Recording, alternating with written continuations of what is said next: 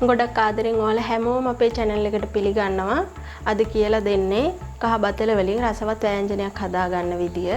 ගොඩක් ලේසි රෙසිපි එකක් තමයි මේක. ඉතින් ඔයාලා අපේ වීඩියෝ වලට කැමති නම් subscribe කරලා එකතු වෙන්න.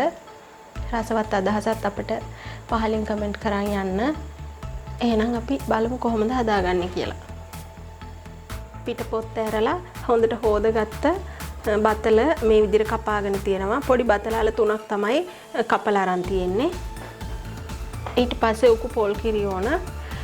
අපිට මේ ගොඩක් මෙතන තිබුණාට පොඩි ප්‍රමාණයක් තමයි වමනා වෙන්නේ. ඊට පස්සේ රතු ලුණු ගෙඩි කීපයක් කපලා අරන් තියෙනවා. කොච්චි කරලක් කපලා අරන් තියෙනවා. අපි මේකට මිරිස් දාන්නේ නැති නිසා පොඩ්ඩක් සැරට තියෙන තමයි නයි කොච්චි කරලක් දැම්මේ. ඔයාලට නයි කොච්චි සැර වැඩි නම් අමු මිරිස් එකතු කරන්න පුළුවනි. ඊට පස්සේ කරපිංචිත්තක් අරන් තියෙනවා. කුරුඳු පුතු කෑලි දෙකක් පොඩි කෑලි වලින් අරන් තියෙනවා. ඊට පස්සේ අමු 3-5 කුඩු, කහ කුඩු, ගම් මිරිස් කුඩු, රසායන ලුණු, වතුර. ඔය ටික තමයි අපිට ඕන වෙන්නේ. ඊට පස්සේ අපි භාජනයක් අරගෙන අපේ බතල ටික එකතු කරගන්නවා. එකතු කරලා වතුර ගොඩක් දාන්න නැතුව වතුර සාමාන්‍යයෙන් කෑලි ගානට වඩා ටිකක් අඩුවෙන් හිටින්න දා ගන්නවා. ඒකටම ලුණු පොඩ්ඩකුත් එකතු කරලා අපි තැම්බෙන්න තියා ගන්නවා.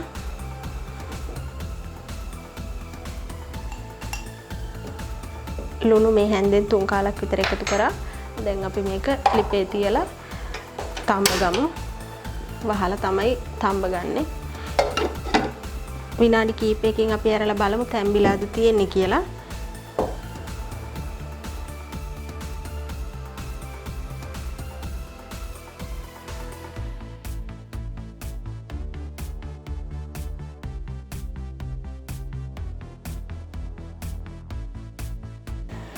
විනාඩි 4ක් විතර තිබුණාට පස්සේ මම බලනවා හැන්දෙන් පොඩ්ඩක් මේ විදියට ඔබනකොට කැඩෙනවා නම් තැම්බිලා.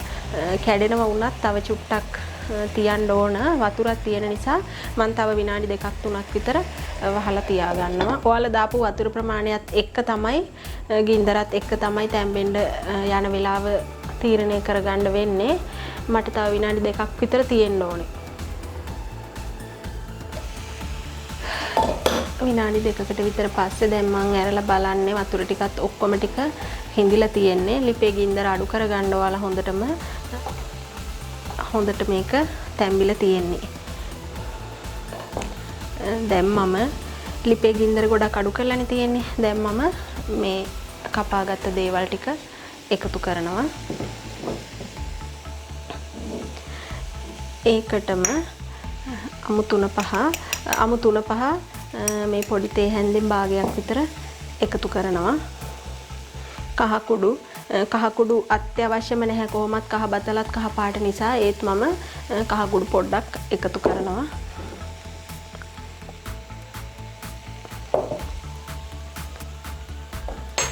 ඊට පස්සේ අපි පොල් කිරි ටික එකතු කරන්න ඕනේ.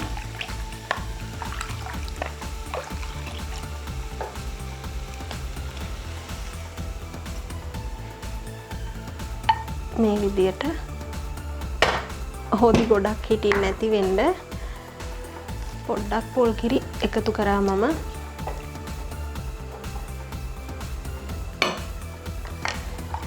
තව චුට්ටක් දාගන්නවා. මම මේ පොල් කටු හැන්දෙන් 3ක් එකතු කරා.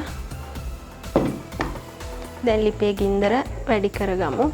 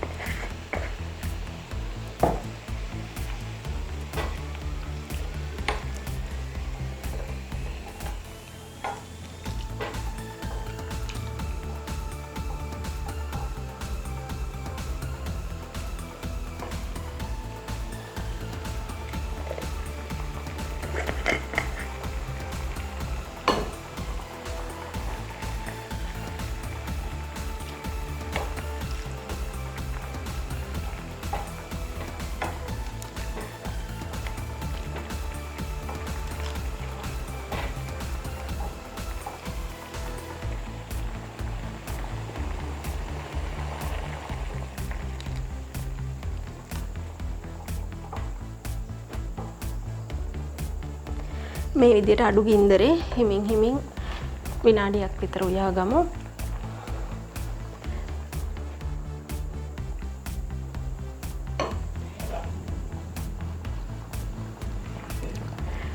දැන් කිරි ටික පැහෙන්න පටන් ගත්තා. අපි මේ වෙලාවේදී ගම්මිරිස් කුඩු වලින් මේ තේ හැන්දෙන් භාගයක් විතර මම එකතු කරනවා.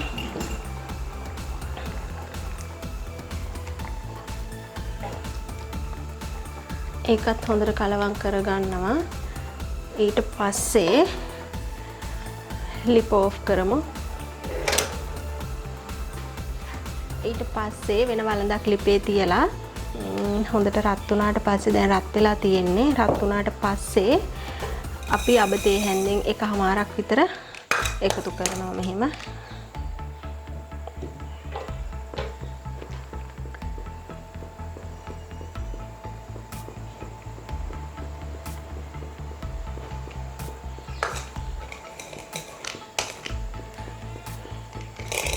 දැන්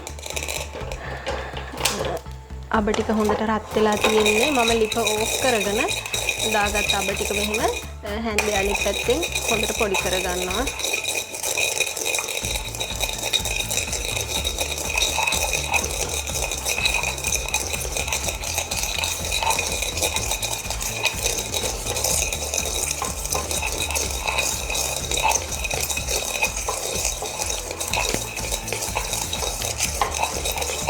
මේ විදිහට ගින්දර ගොඩක් වැඩි කරගත්තොත් අබ ටික මෙහෙම කහ පාටට නෙමෙයි කළු පාටට තමයි හිටින්නේ. ඒ නිසා අබ ටික රත් වුණාට පස්සේ එක දෙක පිපිරෙන්න පටන් ගත්ත ගමන්ම ලිප ඕෆ් කරගෙන ඒ රස්නෙන් තමයි මේ විදිහට අබ ටික පොඩි කරගන්නේ. ඔන්න දැන් අබ ටික හොඳට පොඩි වෙලා තියෙන්නේ. දැන් මම මේක එකතු කරගන්නවා අපේ බතල මිශ්‍රණයට.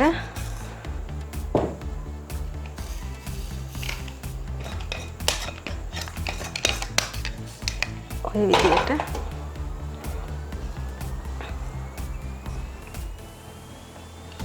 හරිම සුවඳයි.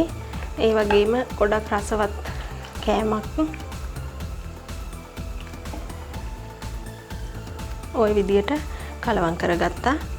දැන් ඔන්න අපේ බතල මාළු අපි හදාගෙන ඉවරයි. ඉතින් මේ වගේම තවත් අලුත් වීඩියෝ එකකින් ආයෙ හමු වෙමු.